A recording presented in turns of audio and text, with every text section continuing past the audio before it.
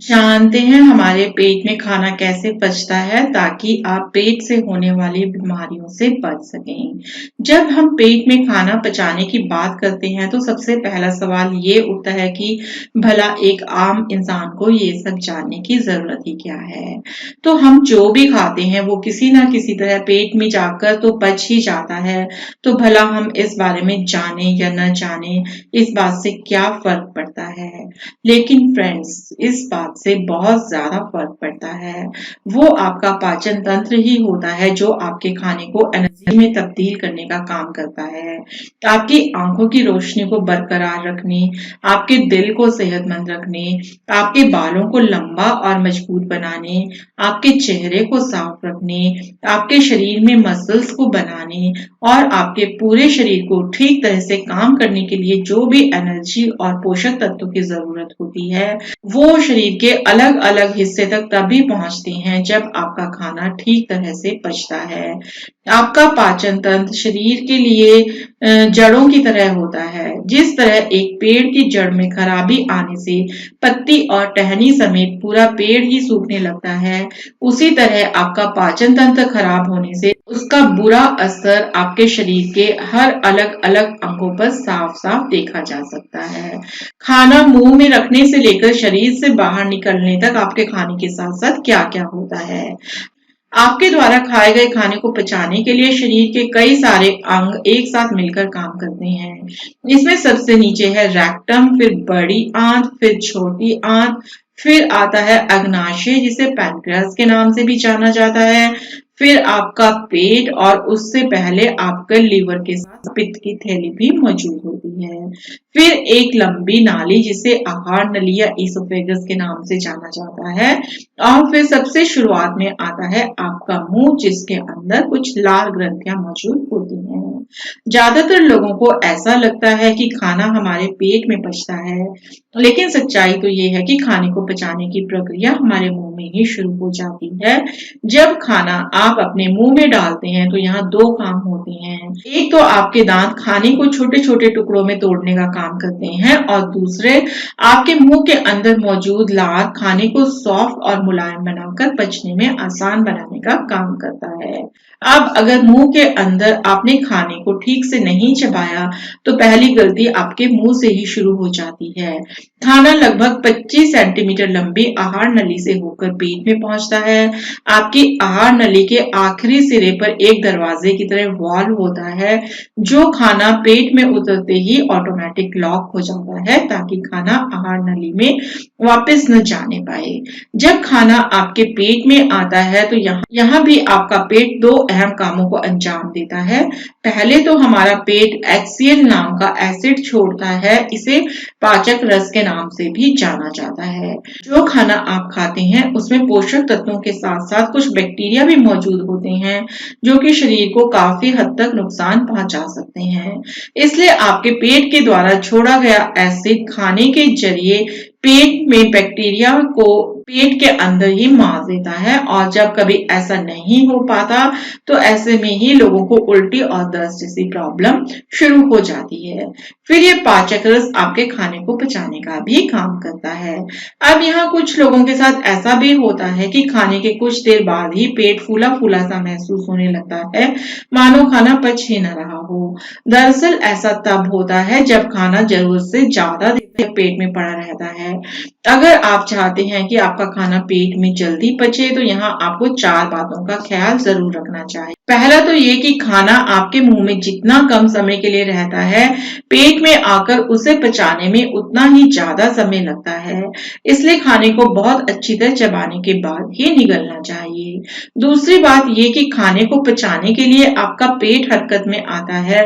हरकत में आने का मतलब ये है कि आपके पेट में खिंचाव और मंथन की प्रक्रिया शुरू हो जाती है, लेकिन इसके लिए पेट में थोड़ी जगह खाली होना भी बहुत जरूरी होता है। इसलिए पेट को पूरी तरह भरकर आपको कभी भी नहीं खाना चाहिए। तीसरी बात ये कि एक साथ आपको बहुत ज्यादा अलग अलग तरीके की चीजें नहीं खानी चाहिए, क्योंकि हर खाने को पचाने के लिए अलग अलग तरीके के पाचक रस की जरूरत होती है। जब एक ही बार में बहुत ही अलग अलग तरीके के खाने पेट में आते हैं तो आपका पेट पूरे तरीके से कंफ्यूज हो जाता है और फिर इस खाने को पचाने में पाचन तंत्र को बहुत ज्यादा मेहनत करने के साथ साथ इसे पचने में समय भी ज्यादा लगता है। इससे भारीपन और पेट फूला फूला सा महसूस होने लगता है। चौथी बात यह कि चीनी से बनी चीजें पेट में आकर गैस पैदा करती हैं, जिससे कि सीने में जलन जैसी समस्या का सामना करना पड़ सकता है। इसलिए आपको अपनी गलती में सुधार जरूर करना चाहिए। अब असली काम यहाँ से शुरू होता है। जब खाना पेट में अच्छी तरह बारीक पेस्ट के रूप में बदल जाता है तो वो छोटी आंत में जाने लगता है। तभी आपके लिवर के पास मौजूद पित्त की थैली से एक हरे रंग का रस निकलता है, जो खाने में मौजूद प्रोटीन को एमिनो एसिड में, फैट को फैटी एसिड में और कार्बोहाइड्रेट को ग्लूकोज में बदल देता है, ताकि शरीर में आसानी से इनका इस्तेमाल हो सके। जब हम छोटी आंत को देखते हैं तो ये आपस में बहुत ही उलझी उलझी नजर आती हैं। अगर इसे सीधा किया जाए तो पता चलता है कि इसकी लंबाई 15 से 20 फीट तक होती है, जो कि आपके पूरे शरीर की लंबाई से लगभग 3.5 गुना ज्यादा होती है। जब खाना आपकी छोटी आंत में आता है तो यह सबसे जरूरी जो काम होता है वह होता है खाने से पोषक तत्वों को सोखना और शरीर के दूसरे हिस्सों में पहुंचाना। छोटी आंत के अंदर उंगली की तरह बहुत सारे उभार जैसे बने होते हैं, जिन्हें विलाई के नाम से जाना जाता है। इनके अंदर नसें होती हैं जो शरीर के अलग अलग हिस्सों से जुड़ी होती हैं।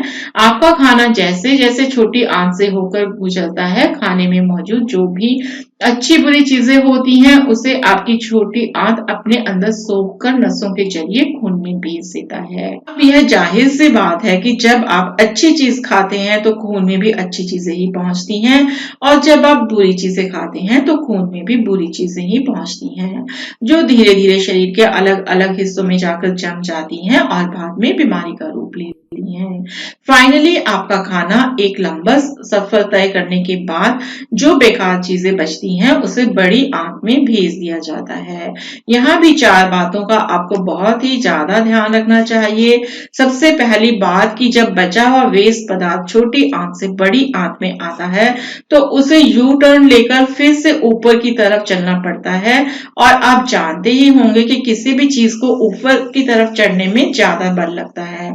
जो लोग अक्सर ही चलना फिरना, एक्सरसाइज और मेहनत के काम करते हैं उनके शरीर में ये काम बहुत आसानी से हो जाता है, लेकिन जो लोग ज्यादातर आराम में होते हैं उनके शरीर में यह काम धीमी गति से होता है, जो कि कब्ज होने का एक कारण बनता है। इसलिए दिन भर में आपको कुछ ना कुछ शारीरिक मेहनत का काम जरूर करना चाहिए। दूसरी बात, आंत में जमे वेस्ट को बाहर निकालने के लिए फाइबर बहुत जरूरी होता है, और फाइबर ज्यादातर फल और सब्जियों में पाया जाता है। इसलिए हर दिन फल और सब्जी को भी एक सही मात्रा में आपको अपने खाने में शामिल जरूर करना चाहिए। तीसरी बात, हमारी बड़ी आंत की खासियत ये होती है कि इसके अंदर वेस्ट पदार्थ जितनी देर तक रहता है ये उसमें से पानी सोखने का काम करता रहता है। इसलिए कुछ ऐसी सब्जियां जिनमें पानी की मात्रा ज्यादा हो उसे सलाद के रूप में अपने खाने में शामिल करने के साथ साथ एक सही मात्रा में पानी पीने का भी आपको खास ख्याल रखना चाहिए। चौथी और आखिरी बात, आपका दिमाग पाचन में एक बहुत बड़ा रोल प्ले करता है। खाने को पचाने का जो भी काम होता है उसके लिए सिग्नल भेजने का काम आपका दिमाग ही करता है। इसलिए दिमाग में किसी भी तरीके का तनाव या स्ट्रेस होने से पाचन पर इसका बहुत बुरा असर पड़ता है। इसलिए दिमाग को शांत रखें, खुली हवा में वक्त बिताने के साथ एक्सरसाइज करें और मोबाइल के बहुत ज्यादा इस्तेमाल पर भी कंट्रोल करें, क्योंकि इससे भी तनाव और स्ट्रेस बढ़ता है।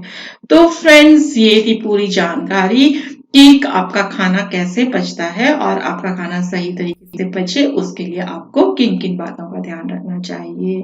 आई होप आपके लिए इंफॉर्मेशन लाभदायक सिद्ध होगी। Thank you.